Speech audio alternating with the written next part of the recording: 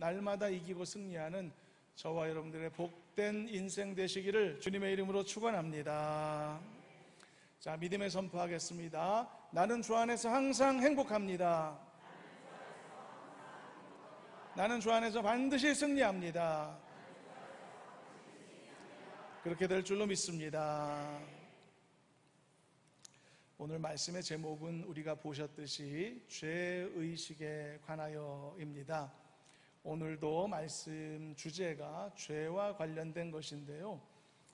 그래서 더더욱이 좀 더 세심하게 우리가 귀 기울일 필요가 있을 수도 있습니다. 여러분, 우리들은 다 죄의식들을 갖고 있는데요. 아예 지금 먼저 주제를 다 말씀드리고 말씀을 시작하려고 합니다. 우리 죄의식 중에는 불필요한 죄의식도 있고요. 반면에 필요한 죄의식도 있거든요.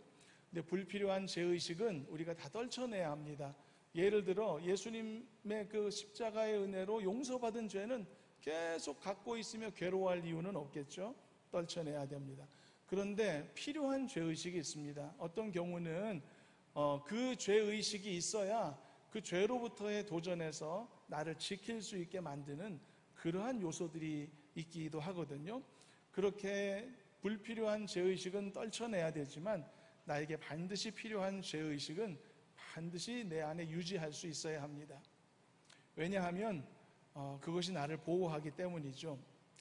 여러분, 그 내 몸에 면역세포 같은 것이 그게 죄의식입니다. 내 안에 면역세포, 내 안에 항체가 형성되어 있으면은 외부에서 이 침투하는 바이러스를 대처할 수가 있지 않겠습니까? 그래서 우리가 백신도 맞는 거잖아요. 백신 맞으면 하루 이틀 이렇게 몸살기도 있고 근육통도 있고 하지만 다 알면서도 왜 맞죠? 그것을 통해서 내 안에 이 면역이 생기고 항체가 생성되기 때문이죠. 항체가 생성되면 외부에 나쁜 것이 침투하지 못하도록 나를 보호해 줄 수 있다는 뜻입니다. 그래서 여러분, 우리가 지금 이 죄의식을 나누려고 하는데요. 특별히 우리에게 반드시 필요한 죄의식이 있습니다. 그 죄의식은 갖고 있어야 내가 보호될 수 있다. 그러므로 그 죄의식을 붙잡아야 된다는 것이 오늘 말씀의 주제이고 전체적인 결론이 되겠습니다. 이 생각을 염두에 두시고 오늘 말씀을 함께 따라가 보시도록 하겠습니다. 몇 주 전에 뉴스에 보니까 이런 기사가 있더라고요. 미국에서 한 은행의 실수로 인해서 한 고객의 계좌에 무려 56조 원이나 되는 엄청난 거금이 입금이 되었었다는 이야기입니다. 그 고객은 한 부동산 회사를 운영하는 사람이었는데 미국 돈으로 하면 500억 달러나 되는 엄청난 통장 잔고를 받아들게 되었다는 뜻인데요. 이 사람은 잠시 동안 마음이 흔들려서 고민을 했었다고 합니다. 그러면서 혹시 평생 모르고 살았던 부자 삼촌이 있었는데 그 삼촌이 거액의 유산을 물려준 것은 아닐까 이런 생각도 했었다고 합니다. 말도 안 되는 상상이죠. 그 일이 현실이 되었으면 하는 기대감으로 그런 생각들을 해봤지 않겠습니까? 그렇지만 결국은 이제 흔들리는 마음을 접고 나흘째 되어서야 은행에 신고를 했다고 합니다. 뉴욕 포스트가 이 뉴스를 전하면서 그 사람 이름이 이제 데런 제임스라는 사람인데 이 사람이 단지 나흘 동안이었지만은 전 세계 25위 갑부의 반열에 올랐었다, 이렇게 보도를 했었습니다. 여러분, 그 남의 이야기이긴 하지만 혹시 듣기만 해도 가슴이 설레는 건 혹시 아니시겠죠? 혹시 나에게 이런 일이 이런 것 아닌가 모르겠습니다. 여러분들의 계좌에 어느 날 갑자기 알지 못하는 돈이 몇 억이 들어왔다, 아니면 몇십억이 입금됐다. 어떤 기분일 것 같습니까? 또 여러분 어떻게 하시겠습니까? 어쩌면 그 돈을 그냥 슬쩍 사용하고 싶은 생각이 들지도 모릅니다. 그 기사 속의 사람도 나흘 동안이나 고민했던 것처럼 말이죠. 그러나 우리가 알듯이 그것은 처벌받는 범죄에 해당되는 것이죠. 그런데 왜 사람은 그런 상황에서 더 그 돈을 사용하고 싶은 유혹을 더 많이 받게 될까요? 이유가 있습니다, 여러분. 왜냐하면 그 돈은 내가 직접 훔친 돈이 아니기 때문이죠. 내가 직접 갖다 놓은 것이 아니기 때문이죠. 그러니까 그런 생각이 있습니다. 그 돈을 직접 훔쳤다. 그 훔치는 행위는 누구도 엄두가 나지 않을 것입니다. 그건 엄청난 범죄니까 그런 범죄에 쉽게 노출되는 경우는 드물게 일어나겠죠. 그러나 이 경우는 좀 다르죠. 이건 내가 직접 훔친 것도 아니고 내가 의도한 것도 아닌데 어쩌다가 나한테 온 것이니까 이걸 사용하는 것은 좀 덜 죄스럽지 않을까라는 생각을 하게 된다는 뜻입니다. 그런데 그런 생각이 맞을까요? 착각이라는 것이죠. 그래서 이게 바로 죄의식과 관련된 문제가 되는 것입니다. 미리 결론부터 말씀하자면 우리가 각자 갖고 있는 이 죄의식의 기준을 믿지 말자는 것입니다. 믿어서는 안 된다는 것입니다. 죄의식은 우리 모두가 갖고 있는데 기준이 다 다릅니다. 그리고 죄의식에는 양면성이 있는데요. 긍정적인 측면도 있습니다. 그것은 죄의식은요, 사람으로 하여금 죄 앞에서 부끄러운 감정을 갖게 만들어서 그래서 죄악된 길로 브레이크 없이 질주하는 사람에게 그래도 브레이크를 걸어주는 좋은 작용을 하기도 합니다. 반면에 부정적인 측면도 있습니다. 그것은 사람들이 갖고 있는 죄의식이라고 하는 것은 어떤 행위가 죄인지 그리고 죄가 아닌지를 분별해 줄 수 있는 정확한 잣대가 절대 될 수 없다는 점이 부정적인 측면입니다. 여러분, 죄의식은 말 그대로 의식입니다. 의식이라는 건 사람 머릿속에 돌아가는 생각일 뿐이라는 것이죠. 사람이 임의대로 갖는 자기만의 기준이라는 뜻입니다. 그래서 어떤 사람은요, 같은 행위를 하면서 죄의식이 있는 반면 어떤 사람은 같은 행위를 하면서 전혀 죄의식이 없을 수도 있거든요. 그러니 여러분, 어떻게 이런 사람들의 죄의식을 믿을 수 있겠습니까? 어떻게 그것을 기준으로 삶을 살겠습니까? 그래서 죄의식은 당연히 있어야 되는 면도 있지만 그러나 무작정 신뢰할 수도 없다라고 하는 엄청난 딜레마가 있기 때문에 이 문제를 우리가 해결해야만 된다는 뜻입니다. 여러분, 그 100여 년 전만 해도요, 우리 사회는 뿌리 깊은 신분사회였지 않습니까? 요즘은 양반, 평민 찾는 사람들 혹시 없으시겠죠? 옛날에는 다 그러고 살았거든요. 양반의 자녀는 양반으로 태어나 양반으로 살다 죽고 평민의 자녀는 평민으로 태어나 평민으로 살다 죽는 게 그들의 운명이었습니다. 그런데 재밌는 것은 그런 시대가 수백 년이 지나갔는데도 아무도 그런 인간 차별이 죄라는 인식을 하지 못했었다는 것이죠. 모든 사람들이. 이게 굉장히 흥미로운 부분입니다.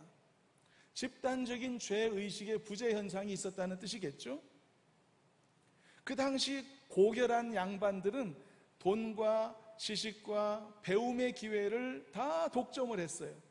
그래서 근본적인 차별이 일어날 수밖에 없는 환경을 조성하고 그리고 자신보다 아래가 될 수밖에 없었던 사람들의 온갖 시중을 받으면서 자신들은 학문과 철학을 논하고 정치를 하고 풍류를 즐기고 세상의 이치를 가르쳤단 말이죠.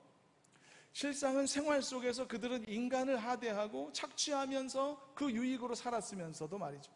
그런데도 아무도 그런 시스템 속에서 죄의식을 느끼지 않았던 사실이 흥미로운 것이죠. 그러나 지금은 어떤가요?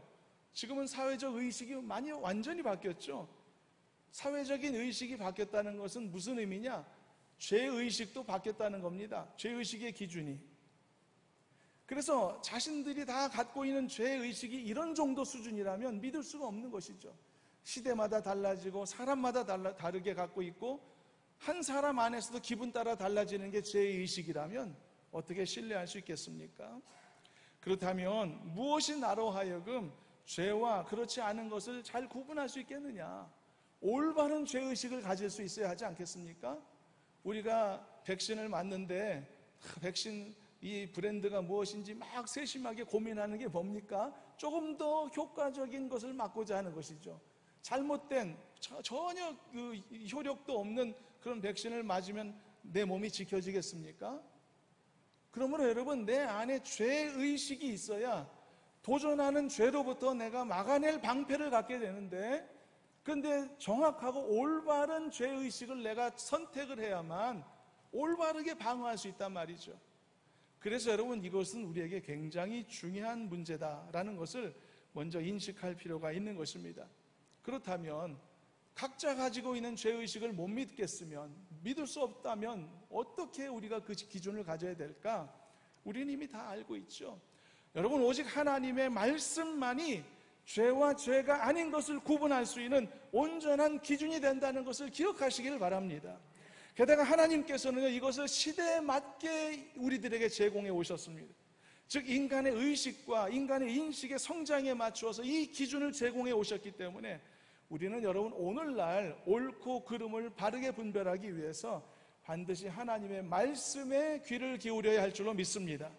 그러므로 여러분, 내 생각이 옳고 그름의 어떤 판단력을 다 내려놓고 내가 생각하는 죄의식의 기준으로만 행동하려는 모든 편리한 생각도 내려놓고 오직 하나님의 말씀의 기준으로서 결정하고 판단하고 선택하며 살아가는 가장 건강한 성도들이 되시기를 주님의 이름으로 축원합니다.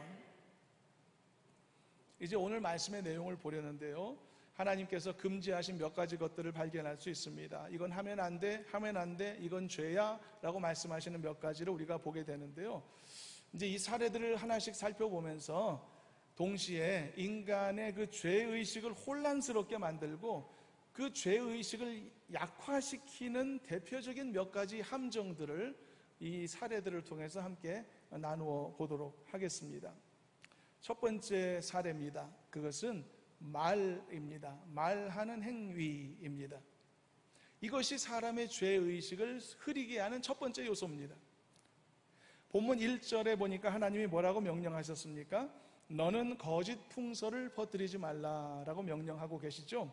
이것은 거짓말하지 말라는 것입니다. 말로 죄 짓지 말라는 것인데요, 그런데 여러분 어떻습니까? 사람들은 거짓말이 나쁜 것인 줄 알죠. 그렇지만 중대한 범죄로 인식하지는 않는 것을 알 수 있습니다. 왜냐하면 그것은 행위가 아니라 단지 말이니까요. 말인데 뭐가 그게 큰 죄야? 이런 생각을 하고 있다는 것이죠. 물론 요즘은 법이 많이 발전해서 명예훼손죄도 생기고 허위사실 유포죄도 생기고 모욕죄도 생기고, 그래서 말로서도 아주 큰 죄가 발생할 수 있다는 것을 이렇게 가르쳐주고 있습니다만, 이렇게 법제도가 많이 보완되었음에도 불구하고 여전히 우리 인식 속에는 차별화가 되어 있습니다. 말로 지은 죄와 행동으로 지은 죄는 처벌 수위가 엄청난 차이가 있거든요. 말로써 지은 죄는 죄이기는 하지만 가볍게 생각한다는 뜻입니다. 과연 이게 맞을까요? 여기에서 우리의 잘못된 죄의식의 기준이 생길 수 있다는 뜻입니다. 사람은 생각하죠. 말도 못해? 아니, 말로서는 뭘 못해? 이런 생각이 있는 것이죠. 국회의원들은 면책특권이라는 게 있어가지고 그 처벌받지 않는 자유를 가지고 막 함부로 아무렇게나 말한단 말이죠. 그 죄인 줄 모르고 말한단 말이죠. 말 좀 하다가 실수해도 되는 거 아니야? 많은 사람들이 말에 대해 이렇게 관대한 태도를 갖게 됩니다만, 하나님은 분명히 말씀하십니다. 거짓된 풍설을 퍼뜨리지 말으라고. 그것은 죄라고 가르쳐 주시고 계시거든요. 그렇다면 우리가 어떤 죄의식을 가져야 될까요? 분명히 이것을 무겁게 여기고 우리 자신을 보호할 수 있도록 분명하게 견고하게 세워야 되는 것이죠. 여러분, 내가 괜찮다고 해서 괜찮은 건 아닙니다. 오직 죄에 대한 판단 기준은 하나님의 말씀이어야만 되고, 그리고 올바른 건강한 죄의식을 우리가 다 지녀야 되고, 그래서 선과 악을 살면서 바르게 분별해야 되며, 그래서 자신의 몸과 자신의 영혼을 외부의 도전으로부터 아름답고 든든하게 지켜낼 수 있는 우리가 되어야만 할 줄로 믿습니다. 저와 여러분들이 바로 이런 건강한 성도 되시기를 주님의 이름으로 축원합니다. 두 번째 사례입니다. 두 번째로 사람들이 쉽게 자신의 죄의식을 내려놓게 되는 두 번째 사례, 이것은 자기는 직접 죄를 범하지 않았지만 그 죄를 돕는 행위에 대해서 이런 사례가 나타납니다. 본문 1절 중에 또 보면 하나님은 이렇게 명령하셨죠. 악인과 연합하지 말라라고 명령하셨습니다. 악인과 연합하다라는 이 말은요, help wicked man 이라는 뜻입니다. help, 돕는다, 돕는 자가 되지 말라, 이런 뜻입니다. 연합하다는 게 그런 의미입니다. 그러니까 이런 거죠. 내가 주동자가 되는 건 아니라는 뜻이죠. 내가 앞장선 건 아니라는 뜻이죠. 나는 단지 그냥 묵인했거나 아니면 단순히 조인했거나 뭐 그런 성격밖에 아니라는 생각을 갖게 된다는 것이죠. 바로 그런 상황이 놓였을 때 죄의식을 쉽게 사람들이 내려놓는다는 것입니다. 그거 위험하다는 것입니다. 그거 잘못됐다는 것입니다. 바이러스에 노출된다는 것입니다. 그러나 과연 이게 진짜 죄가 아닌가? 죄가 하는 게 맞는가? 그렇지 않다는 이야기입니다. 요즘 그 음주운전 행위를 아주 심각하게 보는 그런 사회적 시각이 이제 더 올라오고 있는데요. 그래서 관련법도 많이 강화됐는데 그 관련법 중에 이런 법도 있습니다. 음주운전 동승자 처벌법도 만들어졌거든요. 자기가 음주운전 하지 않았는데도 같은 차에 타고 있는 것만으로도 이젠 처벌받는 시대가 되었단 말이죠. 이건 일종의 방조죄 또는 묵인죄로 그렇게 인정된단 말이죠. 그런데 옛날에는 어땠습니까? 죄의식이 없었죠. 내가 운전한 것도 아니고 내가 술 먹은 것도 아닌데 그 차에 탔다고 해서 내가 무슨 죄가 있어? 라는 생각을 했지만 이제는 다릅니다. 이제는 법이 생겼고 계속 처벌하게 될 테니 사람들이 당연히 죄로 인식하고 죄의식이 생겨나게 되지 않을까요? 이 속도 위반 카메라가 없을 때는 막 달립니다.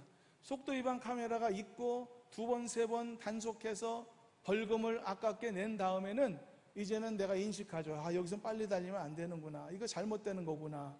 철들게 되는 겁니다. 그게 자기를 방어하게 되어 있다는 것이죠. 올바른 죄의식이 내 안에 있을 때 그 죄로부터 나는 보호받을 수 있게 된다는 그런 의미입니다. 하나님께서는요, 악인을 돕지 말라고 하셨습니다. 즉 악한 자들의 악행을 돕는 일도 나쁜 일이라고 말씀하셨습니다. 이 말은 나는 주동자가 아니니까 괜찮아, 나는 조력자일 뿐이야 라는 이유로 죄의식을 내려놓아서는 안 된다는 명령입니다. 그러므로 여러분, 우리도 이 말씀을 따라야 되는 것이겠죠. 이처럼 우리는 하나님의 말씀들을 잘 캐치해야 할 필요가 있습니다. 여러분, 어쩌면 우리가 지금 이런 말씀들을 접한다는 것 자체가 거북하고 불편한 일일 수도 있습니다. 오늘 말씀의 주제도 죄에 관한 것이니까요.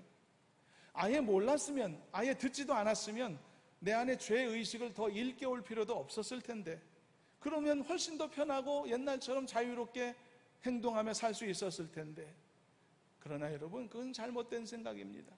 그런 방어적인 태도는 하나님이 기뻐하시는 모습이 아니죠. 우리는 지금 이 순간 조금 불편한 마음이 있더라도 이런 말씀의 도전들을 기꺼이 받을 필요가 있는 것입니다. 그게 나한테 유익한 것입니다. 백신 맞으면 몸살 일어나고 근육통 일어난단 말이죠. 조금 어렵지만 맞는 게 유익인 것이죠. 나를 보호할 수 있으니까. 어떤 그리스도인들 중에는요, 의도적으로 은혜 받기를 거부하는 경우도 있는 것 같습니다. 성령의 충만함을 받고 또 깊은 은혜 가운데 들어가고 하나님의 말씀을 깨닫게 되는 것이 그 순간엔 좋은데, 그러나 결국은 은혜 받은 후에는 예전처럼 살아서는 안 된다는 것을 아니까 적당히 신앙생활하며 은혜 받기를 거부하는 경우도 없지 않은 것 같습니다. 그러나 과연 그게 하나님이 기뻐하시는 모습일까? 그렇지 않을 것입니다. 도전받을 일이 있으면 도전받아야만 하는 것입니다. 여러분, 이 시간에 어떤 말씀이 들려지고 있다면 들으시길 바랍니다. 그 마음으로 받으시길 바랍니다. 밀쳐내지 마시길 바랍니다. 그리고 그 말씀으로 내 자신을 다시 한번 견고히 세워서 이 험한 세상에서 여러분들의 육체와 영혼을 보호하며 하나님의 말씀 따라 살아가는 성도가 되시기를 간절히 소망합니다. 제가 예전에 새벽 시간에 한번 언급했던 이야기인데요, 서로마 제국이 멸망하고 야만족들이 기독교를 접하게 되었던 시기가 있었는데요, 첫 번째로 기독교로 개종했던 사람이 프랑크 왕국의 클로비스라고 하는 왕이었습니다. 이 클로비스는 야만족이었지만 그 아내가 먼저 예수를 믿어서 기독교인이 되었는데요, 그런데 이 사람이 전쟁에서 크게 이렇게 어려움을 빠지게 되었을 때 이 클로비스가 맹세를 합니다. 기독교의 하나님이 이 전쟁에서 나를 이기게 해주신다면 나는 기독교로 개종하겠노라고 맹세를 합니다.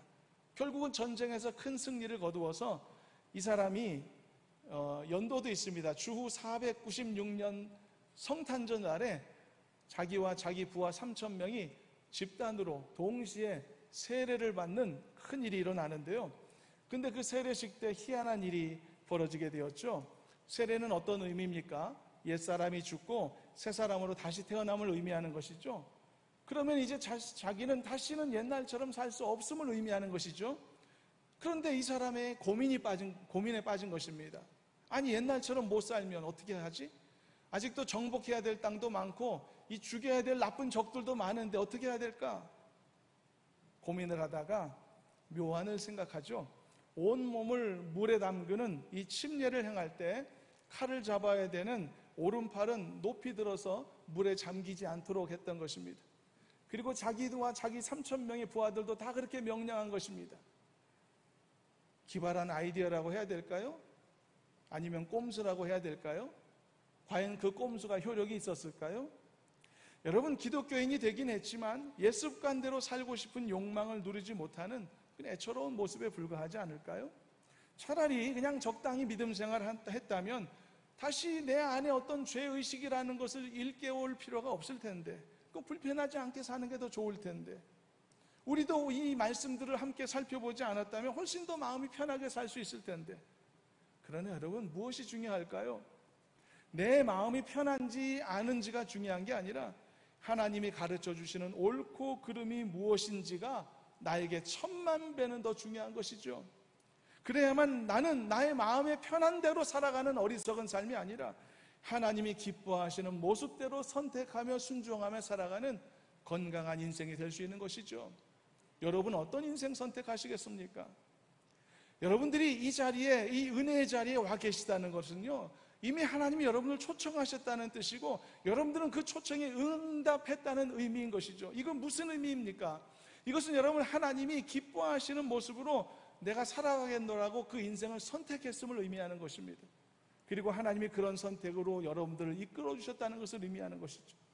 그러므로 여러분들이 선택하신 것처럼, 하나님이 여러분들을 이끌으신 것처럼 이제는 내 생각의 기준으로 살아가는 삶이 아니라 하나님의 기뻐하시는 그 모습대로 살아가기로 다시 한번 결단할 수 있는 우리 모두가 되시기를 주님의 이름으로 축원합니다.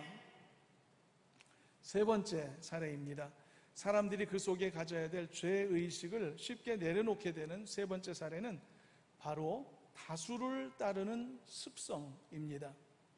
내가 다수 안에 포함됐을 때 반드시 가져야 될 죄의식을 쉽게 포기하더라, 그런 이야기입니다.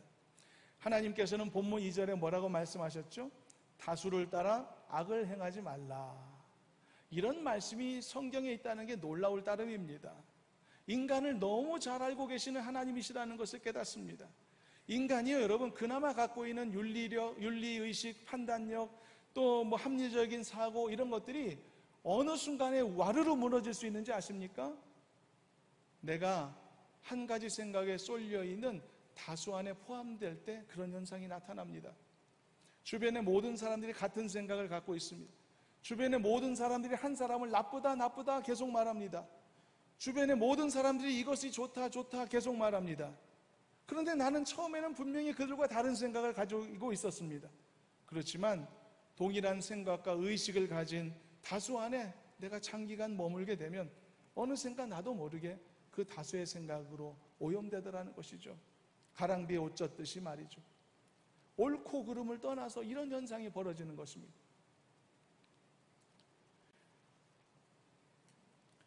그래서 여러분, 군중 심리가 그런 것이죠. 다수의 힘이 그런 것인데, 근데 여러분, 다수의 힘이 항상 틀렸다고 말하는 건 아닙니다. 사실 대부분은 다수가 더 옳은 경우가 많습니다. 그러나 다수라는 조건이 옳은 선택이 되려면 전제 조건이 필요하죠. 그 다수가 주장하는 것이 올바른 방향이어야 되는 것이겠죠. 그러나 오히려 때로는 반대의 경우도 생길 때가 많거든요. 다수라는 커다란 힘 속에 옳지 못한 부조리나 또는 거짓이나 불의함이 숨어 있고 그것이 강요되는 그런 사례들도 없지는 않기 때문이죠. 그래서 다수를 항상 옳은 것으로만 순진하게 인식할 수는 없습니다. 그래서 내가 혹시 다수 안에 포함되어 있다 하더라도 내 안에 반드시 있어야 하고 나를 지키고 보호할 수 있는 이 죄의식을 쉽게 포기하거나 내려놓아서는 안 된다는 것이 오늘 말씀을 살펴보는 세 번째 주제입니다. 그래서 하나님께서 다수를 따라 악을 행하지 말라고 말씀하신 것입니다. 다수를 따라 악을 행하기가 쉽기 때문이죠. 우리가 살고 있는 21세기는 민주주의 시대이죠. 민주주의는 어떤 철학을 갖고 있습니까? 다수가 존중되는 철학을 갖고 있죠. 그래서 다수의 의견이 채택되고 있지 않습니까? 그러니까 다수의 의견이 더 옳다는 철학을 갖고 있다는 것인데요. 그래서 우리가 정치인들도 다 다수결로 뽑고 투표로 뽑고 중대한 사안에 대해서는 여론조사도 하면서 그 방향으로 이제 흘러가게 되지 않습니까? 근데 여러분, 이것은 어쩌면 현재까지 가장 발전된 정치 제도라고 할 수가 있겠는데요. 왜냐하면 그런 것입니다. 다수의 의견을 채택하는 이 방식이 많은 과거의 문제점을 해소해 주었기 때문이죠. 과거의 정치적 제도가 갖고 있던 고질적인 문제들이 그나마 사라지고 발생할 수 있는 분쟁과 논란들을 최소화할 수 있는 방법이라는 의미가 있습니다. 여러분들 친구들 사이에서도 의견들이 분분하면 어떻게 하죠? 다수결로 딱 해버리면 딱 교통정리가 되지 않습니까? 그런데 다수의 의견을 채택하는 이 방식은 한 가지 알아야 될 게 있습니다. 오늘날 인간이 선택할 수 있는 최선의 방법으로서는 가치가 있지만 이것이 결코 완전한 방식은 아니라는 사실도 우리는 알 필요가 있습니다. 과연 다수 속에 항상 옳고 선함이 있던가요? 다수가 항상 옳았던가요? 우리가 삶을 돌이켜보면 안 그랬던 적도 많이 있거든요. 그럼에도 불구하고 우리가 다수의 의견에 우리의 문제를 결정하고 그 결정을 맡기는 것은 앞에서 밝혔듯이 완벽한 제도라서가 아니라 논란을 그나마 최소화할 수 있고 분쟁도 줄일 수 있고 인간이 개발해낸 시스템으로는 그래도 합리적인 것이기 때문에 우리가 채택하고 있는 것이죠. 여러분, 성경의 내용을 오히려 보면 다수가 틀렸던 사례가 더 많이 있다는 것을 아십니까? 우리가 보고 있는 이 출애굽기를 쓴 모세라는 인물 있죠. 모세도 보면 다수의 백성들로부터 비토를 당했던 일도 있었고요, 핍박을 당했던 일도 한두 번도 아니었단 말이죠. 그렇다면 과연 다수였던 이스라엘 백성들이 옳았을까요? 하나님이 누구의 손을 들어주셨을까요? 선지자들이 활동했던 시대들도 동일합니다. 하나님의 부르심을 받아 활동했던 선지자들은 그들이 살던 세상에는 극소수였었습니다. 대다수의 권력자들과 백성들은 선지자들의 말을 귀 기울이지 않았죠. 그들을 존중하지도 않았죠. 그래서 많은 선지자들이 다수의 횡포 속에서 고통하고 핍박을 당하고 때로는 감옥에 갇히고 죽임을 당하면서 사역을 했었단 말이죠. 그렇다면 그때 선지자들이 틀렸나요? 소수라서? 아니거든요. 그래서 여러분, 예수님도 그렇죠. 다수의 강력한 요구로 인해 십자가에 처형을 당하셨단 말이죠. 과연 다수가 옳았나요? 그래서 여러분, 다수가 항상 틀렸다라고 말하는 것은 아닙니다. 다수가 항상 옳은 것은 아니라는 사실을 알고 살자는 이야기를 하는 것입니다. 그래서 우리는 다수라고 하는 거대한 환경 안에 우리가 혹시 속해 있다 하더라도 무조건 다수 앞에서 반항하라는 이야기가 아니라 필요하다면 우리가 신앙 안에서 가져야 될 우리의 가치, 우리의 판단력, 분별력을 견고히 세우고 그것을 잃어버리지 않도록 믿음의 삶을 경주하자, 그런 이야기를 하는 것입니다.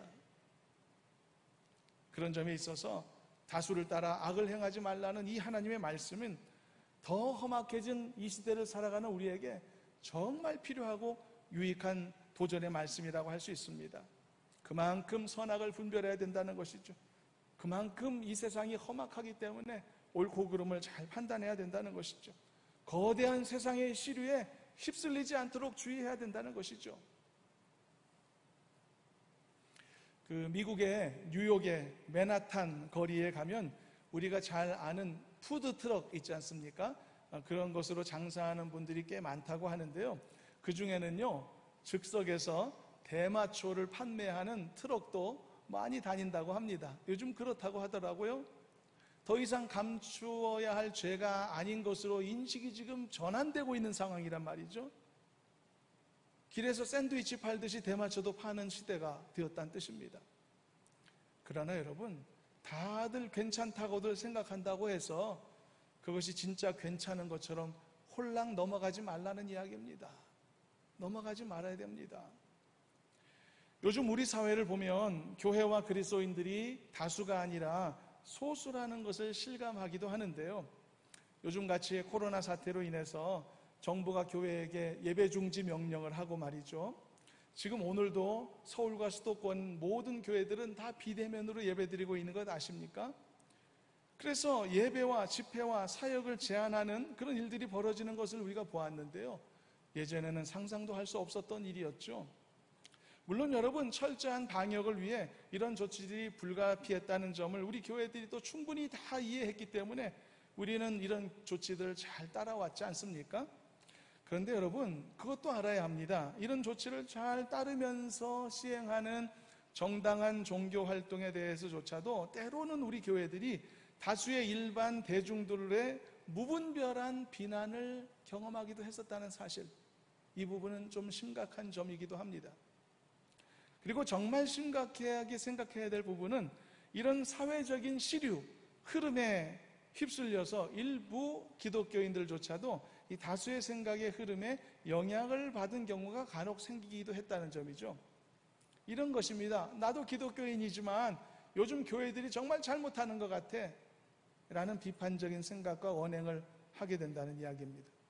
또는 어떤 일부 목사님들은 다수가 부추겨주는 편안함의 용기를 얻어서 한국교회가 회개해야 된다 라는 말을 하는 것은 좋은데 그 말을 대중매체에 나와서 주장하기도 하는 모습을 보기도 했습니다.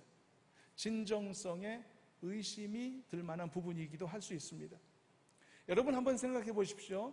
내 자식이 철이 들고 내 자식이 변화되어야 되는데 그 간절한 마음을 가진 부모는 절대로 동네 사람들 모아놓고 자식 욕하지는 않을 것입니다. 그런 식으로 문제를 풀려고 하지는 않을 것 같습니다. 오히려 자기 자식을 앉혀놓고 간절한 마음으로 타이르겠죠. 오늘 새벽에 설교 시간에 그런 내용이었는데요. 이웃을 견책하라는 하나님의 명령을 우리가 살펴보면서 이것을 위한 전제 조건이 있다는 것을 함께 나누었었는데요. 그 전제 조건이 뭐였냐 하면은 그것은 형제를 사랑하는 마음이 있어야 된다는 겁니다. 그리고 그를 미워하지 말아야 된다는 것입니다. 그리고 더 중요한 것은 이런 나의 진심이 나만 갖고 있어서도 안 되고 상대방에게 충분히 내 진심이 전달될 수 있어야 된다는 이야기였습니다. 그래서 이런 감정의 교감이 아주 든든하게 이루어졌을 때 비로소 내가 그에게 견책할 수 있다, 그를 책망할 수도 있다, 그게 가능하다라고 하나님이 말씀하신 내용을 우리가 새벽 시간에 보았었거든요. 그래서 여러분, 아무나 함부로 할 수 있는 행위는 아닙니다. 그 행위가. 제가 몇 년 전에 미국의 떠오르는 젊은 목회자 폴 워셔라는 그 목사님이 있는데요. 그분의 설교를 그 짧은 영상 클립으로 어쩌다 이렇게 접해서 이렇게 볼 수 있었는데요. 굉장한 충격을 제가 받았었습니다. 강력하게 전하는 그 복음 앞에서 청중들이 열광적으로 호응을 하는데요. 근데 그 순간 그 설교자가 정색을 하면서 이것은 웃으면서 들을 말씀이 아니다 라고 말한 것이죠. 그러면서 열매를 내놓지 못하며 살아가는 그리스도인들의 모습을 질타하는 것입니다. 그 순간 온 장내가 순식간에 숙연해지게 되었죠. 여러분, 바로 이 정도 되어야만 그의 진정성이 받아들여질 수 있는 것이 아닐까 생각이 듭니다. 교회를 향한 비난, 그것도 대중매체에서 나와 하는 행위는 그 진정성을 인정받기가 어려운 이유가 그런 가운데 있는 것이죠. 저와 여러분들은 한 사람의 성도로서 세상 앞에 서고 있는 사람들입니다. 그렇기 때문에 세상 앞에서 어떤 역할을 해야 될지도 결정할 수 있어야 되는 것입니다. 진정한 빛과 소금의 역할, 그리고 복음을 전하는 긍정적인 역할을 감당할 수 있도록 애쓰고 힘쓰시기를 바랍니다. 그리고 당연히 우리 안에서는 자기 반성과 회개의 기도를 늘 하나님 앞에 드리고 우리 자신을 쳐서 말씀에 복종하는 이런 죄에 대한 도전의 말씀들을 나누며 함께 변화되어 나가야 되겠지만, 그러나 세상에서 우리의 역할이 어떤 모습이어야 할지를 깊이 고민하며 하나님의 뜻을 따라 행동하는 우리가 되었으면 좋겠습니다.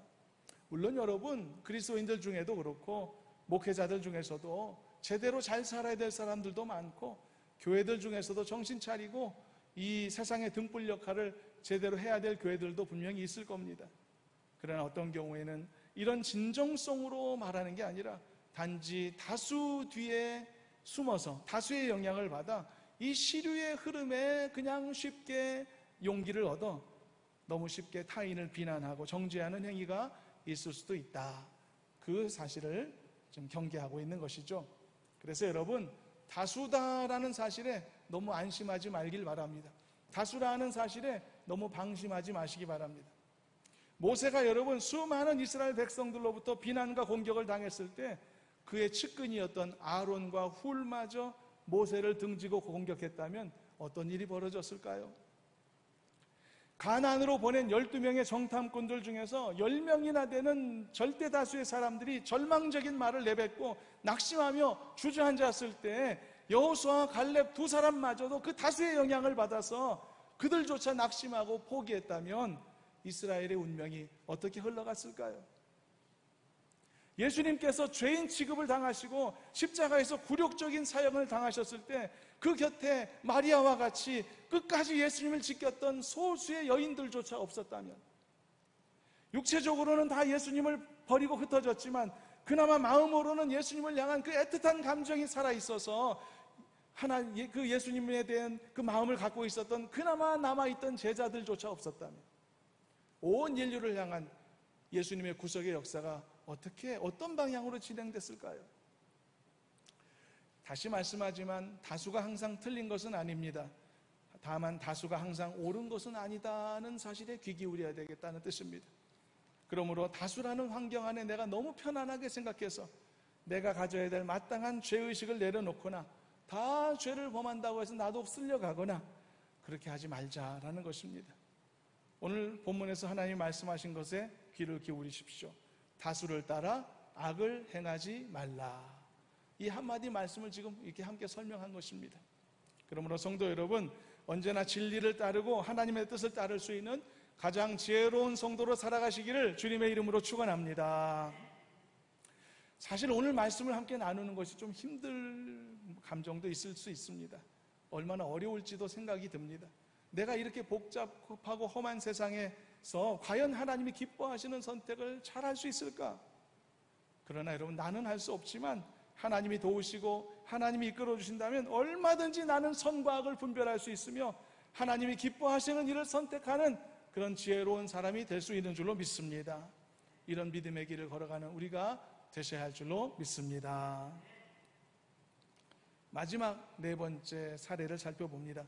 사람들이 그 속에 가져야 될 그 죄의식을 쉽게 내려놓는 네 번째 사례, 이것도 상당히 흥미로운데요, 사람이 나름대로 만들어서 갖게 되는 그럴듯한 명분이 있을 경우에 죄의식이 소멸되기도 합니다. 3절에서 하나님이 이렇게 말씀하셨는데 3절은 같이 읽어보시도록 하겠습니다. 본문 3절 말씀입니다. 자, 읽어봅니다. 가난한 자의 송사라고 해서 편벽되이 두둔하지 말지니라. 무슨 말씀을 하시는 것인지 아시겠죠? 앞에서 말씀했듯이 모든 사람들은 대세의 흐름에 자기를 맡기는 것을 편안하게 생각하죠. 그래서 다수를 따라가기 마련이라고 했는데 지금 이 말씀은 정반대입니다. 어떤 사람은 용기 있게 상당한 의협심을 발휘하기도 하거든요.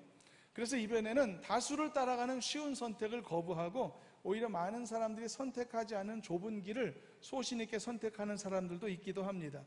본문의 3절에서 말씀했던 것처럼 가난한 자의 송사가 있을 때 아무도 돕지 않으려고 하는 그 가난한 자의 편에 서서 그 가난한 자를 도우려고 하는 마음을 가지는 그런 사례 같은 것이죠. 그런데 여러분 어떻습니까? 약자 편에 서는 것은 항상 선한 일이죠. 그리고 의로운 일에 속하고 복음의 정신과도 맞죠. 지난 주일 설교에서도 말씀했듯 연약한 자들이 부르짖는 기도를 하나님이 더 세심하게 들어주신다고 말씀하지 않았습니까? 그러므로 그것을 연약한 자를 돌보는 것은 훨씬 더 복음의 정신에 가깝고 그리고 훨씬 더 누구도 하지 않는 용기 있는 선택에 속하는 것이죠. 그런데 여러분 이렇다 보니까 이 선택이 옳다는 사실이 너무 명백하다 보니 이번에는 반대로 너무 지나치게 쏠려서 연약한 자를 좀 좋지 않은 말로 감싸고 도는 그런 행위를 하는 경우도 있다는 것이죠. 그것도 죄라고 가르쳐 주시는 것입니다. 심지어 올바른 정의를 세워야 하는 재판 앞에서 약자를 위한다는 명분하에 아무런 죄의식도 없이 거짓을 말하거나 사실이 아닌 것을 호도하는 그런 일도 하나님 앞에 죄로 여겨야 한다라고 가르쳐 주셨던 것이죠. 정확하게 알아야 됩니다. 하나님은 가난한 자를 두둔하지 말라라고 말씀하신 것이 아니라 가난한 자를 편벽되이 두둔하지 말라라고 말씀하셨던 것이죠. 아무리 그것이 옳은 일에 속하고 누구나 의심하지 않을 만한 귀한 일이라 할지라도 그것을 핑계 삼아 편협한 자기 자신의 욕심이나 욕구를 충족시키는 도구로 사용하려고 한다면 그것도 죄다. 그 죄의식을 가져야 된다라고 명령하셨던 것이죠. 그래서 여러분 이 말씀을 또 보게 되면 하나님이 얼마나 우리들의 구석구석을 잘 알고 계시는지, 우리의 심리를 꿰뚫고 계시는지를 또 한 번 실감하게 되는 것이죠.